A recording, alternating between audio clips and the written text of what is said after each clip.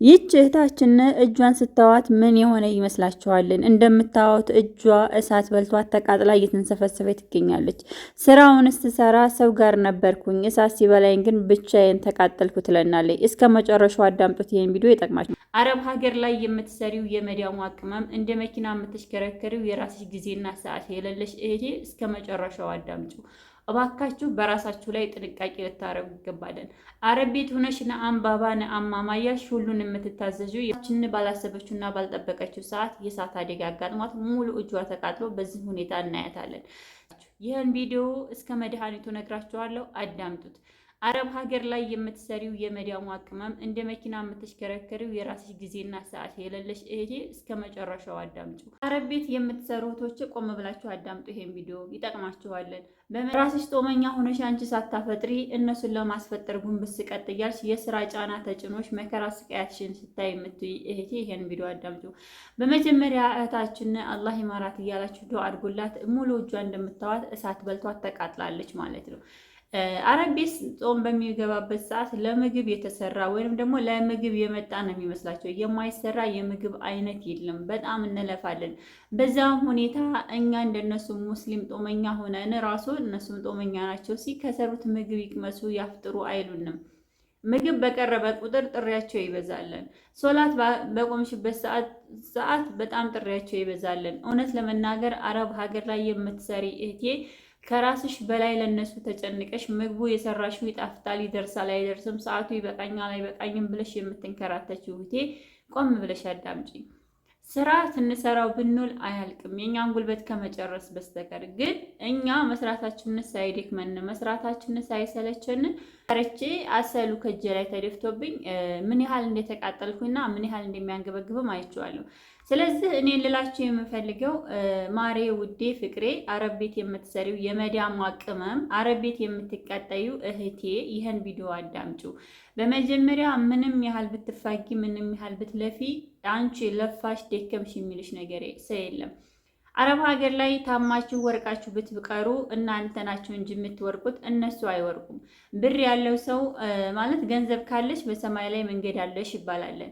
ገንዘብ ካላቸው እነሱ አንቺን ወደ ኢትዮጵያ ሸኝተው እነሱ ደግሞ የፈለጉትን ሰራተኛ ያመጣሉ። ነገር ግን አንቺ የዘላለም ህመምተኛ፣ የዘላለም ቁስለኛ፣ የዘላለም የማይጠፋ ጠባሳ ይዘሽ ነው የምትቀሪው። ስለዚህ ይህን ልል የቻልኩት ምንድን ነው?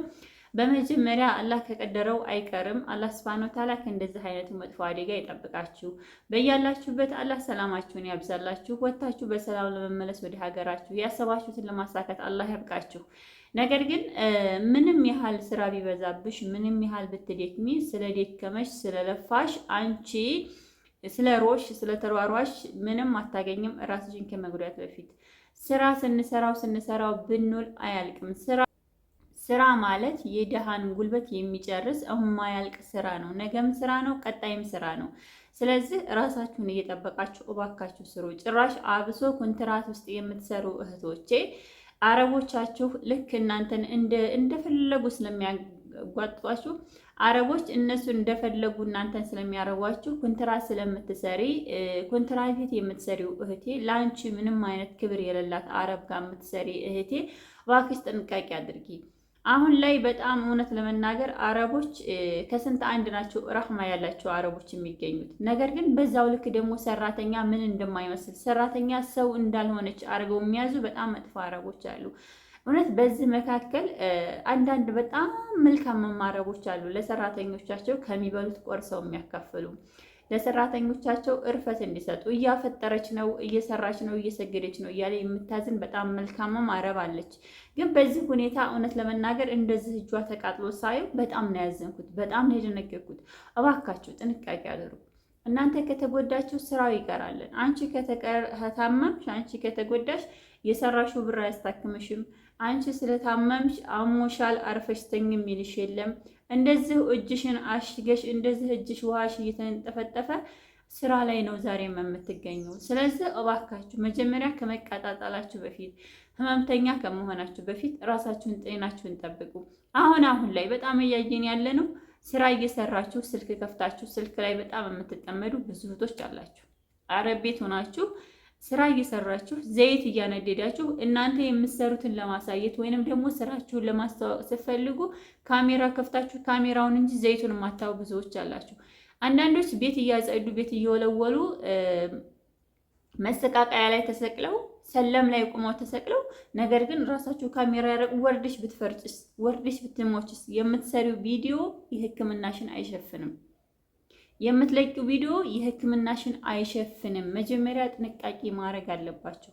ቪዲዮ ለመስራት በጣም የምንቸኩል ሰው አለች ማለት እኔ በፊት ስልክ እንደዚህ አይፈቀድልንም። እንዳሆነ አሁን የሚሄዱ እህቶቻችን ቪዲዮ ይሰራሉ። የፈለጉትን ቪዲዮ መዳምን አይፈሩ ምናምን ይለቃሉ።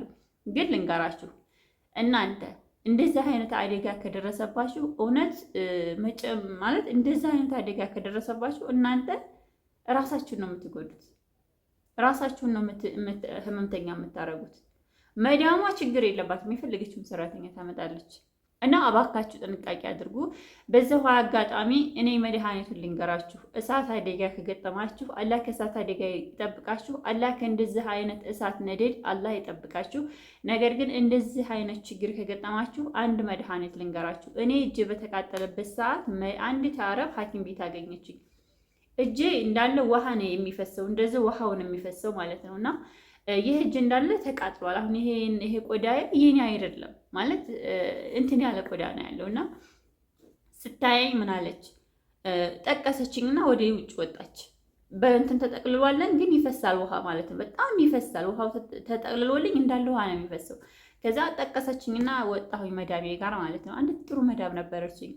ከዛ ምን ሆና ነው ሰራተኛ ስትላት እሳት በልቷት አለቻት። ከዛ ሐኪም ቤት ይዘሻት ውጭ አለቻት።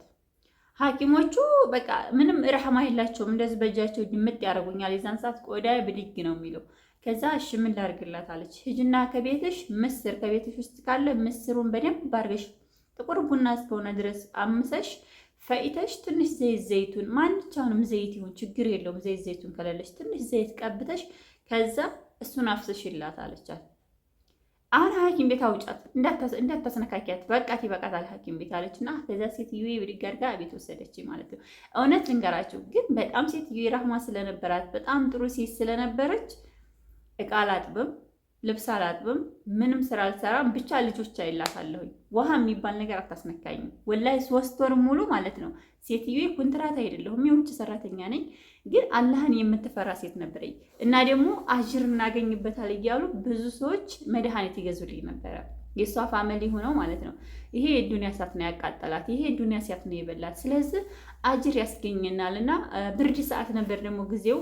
ገጠር እንሄድ ነበርና ገጠር በምንሄድበት ሰዓት እጄን ንፋስ እንዳይመታብኝ እንዳያመኝ እማያመጡልኝ አይነት መድኃኒት የለም ነበር። እማያመጡልኝ የእጅ ጓንት የለም ነበር። በጣም ነበር የሚያመጡልኝ። እና ከዛ ሴትዮ ወዲያውን ሄደችና ቤት ያንን ምስር ወላሂ ልንገራችሁ አባያዋ ነው አላዋለቀችም።